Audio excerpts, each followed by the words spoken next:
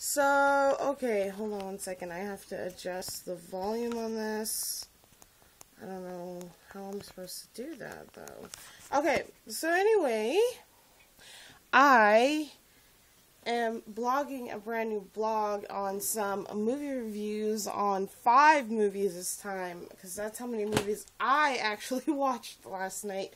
Really didn't get too much sleep, because I couldn't sleep too well. I had a really bad tummy ache last night, so I just ended up just laughing in my pain and watching movies. So the very first movie that I did watch was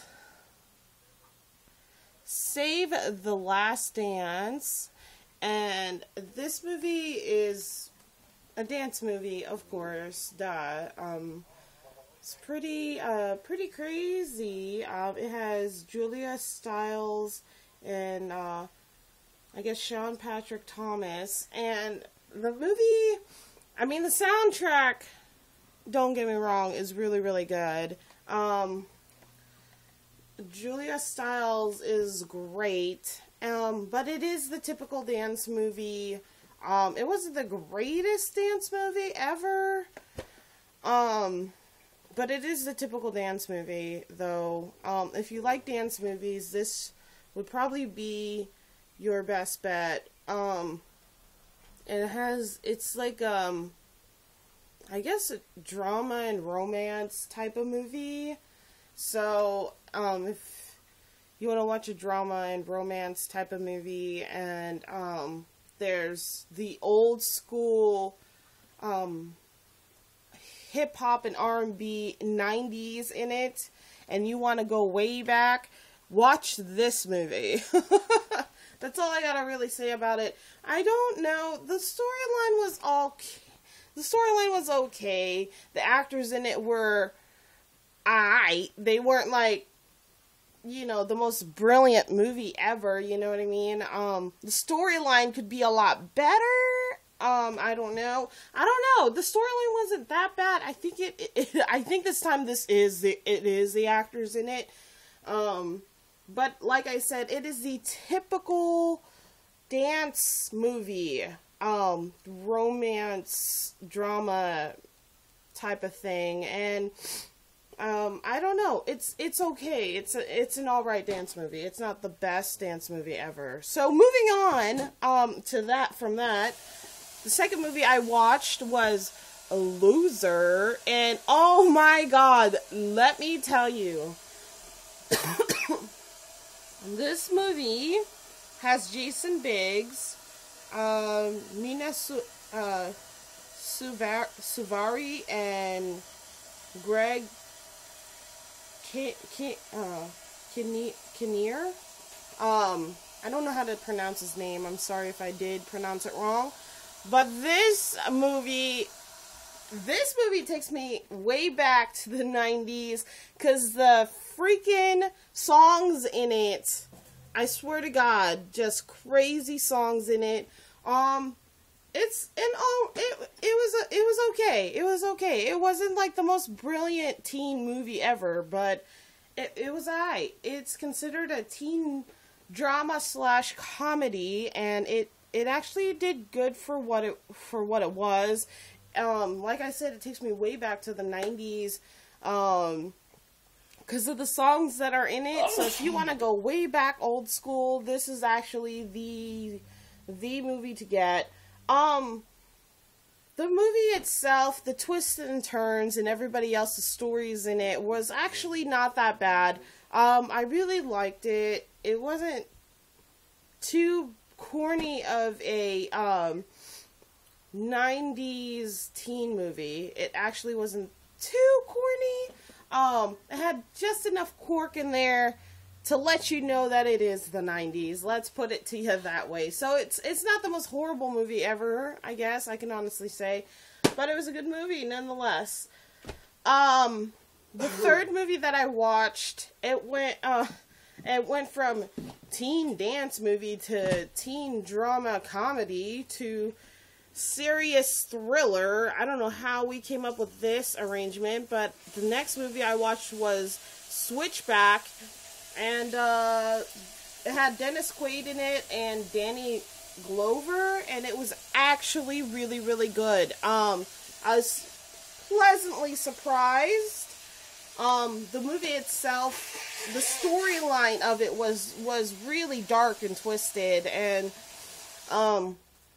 just the plain fact that that the dude, the African American that plays in this, you don't usually see him playing in such a dark part, but this, you will actually see him play a dark part, and we usually see him as like the dad or the guy, the uncle in the side or sidelines or something like that. He's usually not the bad guy, and in this he actually was.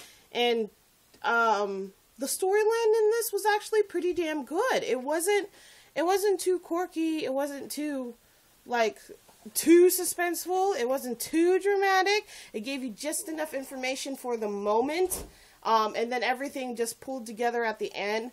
So I have to honestly say, this movie, if you like watching drama thrillers, this would be the one. Yeah, it actually is really, really good. So, recommend it. 50 cents. You should get it. Alright, so the next movie that I watched, I'm sorry, I have to readjust myself because it is the morning. But this movie, in general, I always wanted to watch it. I never really had a chance to, and I don't know why. But I finally broke down and got the damn fucking movie and actually watched it last night. And it was the First Wives Club. It actually is pretty funny. I liked it. It was a pretty funny drama, broken romance type of movie. The plot in it was really, really good, and just the actresses in it alone makes you want to actually watch it. There's, I guess, Bette Midler, Goldie Hawn, and Diane Keaton. Just like I said, just the actresses in it makes you want to actually see it. Pretty self-explanatory, some real powerful women on the cover. Inside, in the movie, they are actually pretty powerful women, that get basically dumped on, typical man thing, get dumped on, and they do what they can for revenge, and actually use their revenge in a positive motive for other people. So, this is actually a pretty good, like I said, pretty good, comedy, drama, broken heart type of movie. If you really want to watch something that's woman empowering, this would be the actual movie to watch. Like I said, I've looked and looked at this title time and time again. I've always wanted to watch it. Actually picked it up and went ahead and watched it. It was worth my 50 cents, I would have to say. So, that's that. And then I started watching Waiting to Exhale. I started watching this, and then I started dozing off because I was really tired. This was the very last movie I actually watched. I didn't go to bed till 4 o'clock in the morning. But this is the typical I guess the typical romance, drama, African American type of movie. I'm not saying that it was bad. It's just it's a really melodramatic movie about men in general. I don't know. I like movies that are women empowering, but I don't like movies that completely degrade men. I don't know, because women have their faults too. I don't find it very fair that but in this movie, it's pretty self-explanatory. They are with men that they should not be with, or they're with the wrong type of man. All 4 of them are best friends. All 4 of them are going through some dramatic drama in their life. And then they get together and drink wine and complain about their lives. That's pretty much the concept of this movie. The movie, like I said, is very, very drama-inflicted type of movie. I don't know. If you really like these kind of movies, of course this is the movie to get. But for me, Waiting to Exhale was, I think it's the type of movie that I would watch with a bunch of girlfriends drinking wine. I'm not even that kind of chick, but if I were to be that kind of chick, this would probably be the movie I'd be watching. I'm not downing the movie. It is a Fox video production. It's just one of those movies that you don't watch after watching the first Housewives. The first Wives Club, I guess, is what it is. It's just, it's very dramatic, and I don't know what else to say about it other than it's a very dramatic movie. Everybody has their stories in this. Everybody is pretty much going through some guy issues. Who isn't going through guy issues? I don't know. But like I said, this movie was also made in the 90s, so it's just another one of those type of movies, you know what I mean? But yeah, that being said and point, the movies that I would spend 50 cents on would actually be all 4 of the movies, all 3 of the movies. This, I don't know, I don't know about that. This, I definitely got my money's worth out of this movie as well, this movie as well. This movie, I don't necessarily know. Yeah, like I said, it's like the typical dance movie with a little bit of quirkiness, and I don't know.